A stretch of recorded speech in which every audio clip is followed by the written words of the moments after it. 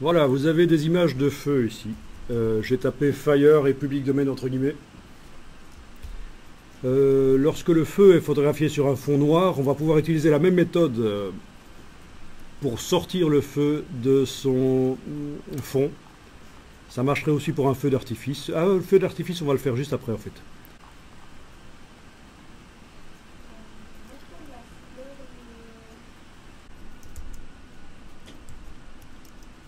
Et bien voilà, donc la même méthode sur l'image de feu ici. Je double-clique sur le calque. Les curseurs d'écrêtage apparaissent. Évidemment, ce qui m'intéresse, c'est celui du dessus et la partie gauche cette fois-ci, parce que je dois faire disparaître les pixels les plus foncés. Voilà. Et alors, ça donne un truc un peu pourri. Et c'est là que ça va vraiment être intéressant d'enfoncer la touche Alt et d'aménager une zone de transition entre ce qui est visible et ce qui ne l'est pas.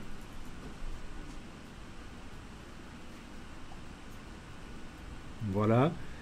Puis, bien sûr, sur ce calque, je peux ajouter un masque de fusion qui fait tout apparaître et je dessine en noir pour faire disparaître les parties qui ne m'intéressent pas. En noir, je dessine, voilà.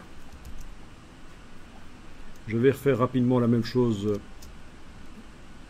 sur une autre image de feu d'artifice. Sans enfoncer la touche Alt, ça marche pas trop avec la touche Alt. Ouais, ça peut marcher. Quand on intégrera ça ailleurs, ça pourrait marcher. Voilà.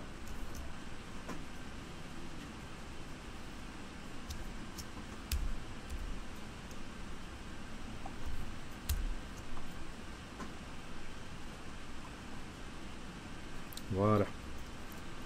Vous voyez que ça marche, hein? C'est convaincant.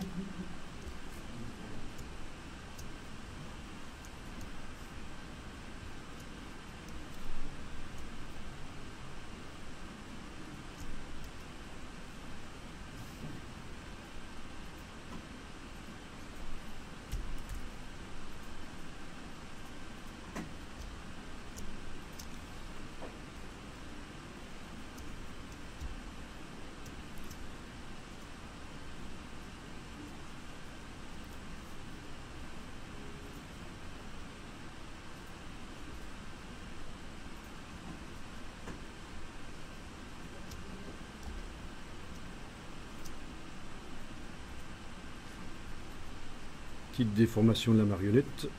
Et on peut même diriger ça comme on veut. Ah, avec la marionnette, il y a juste un petit problème. C'est que parfois ça a tendance à bouffer les détails super fins sur le bord. Quand vous avez un animal avec des poils, etc. Mais c'est pas grave parce qu'il y a une astuce. Édition déformation de la marionnette. Donc au préalable, j'ai évidemment transformé le calque en objet dynamique pour pouvoir avoir une marionnette modifiable. Donc avant de faire la marionnette, il va falloir jouer sur l'expansion ici. Et là, j'ai besoin d'afficher le filet pour que vous voyez ce qui va se passer. Vous voyez, le problème, c'est le filet. Il coupe. Il n'a pas bien repéré où est mon objet parce qu'il termine, il est flou. Donc je vais augmenter la taille du filet avec l'expansion, comme ça.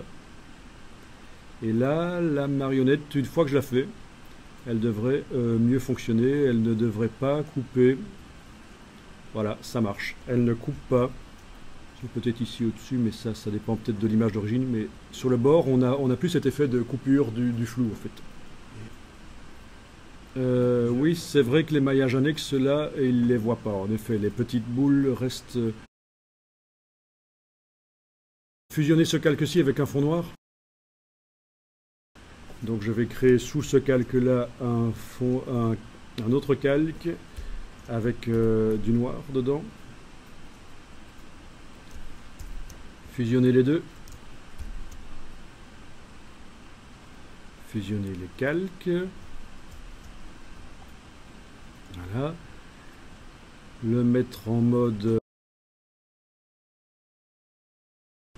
Bien, alors la marionnette, oui, mais la marionnette, elle va se faire sur tout. Alors il faudrait que je recadrer...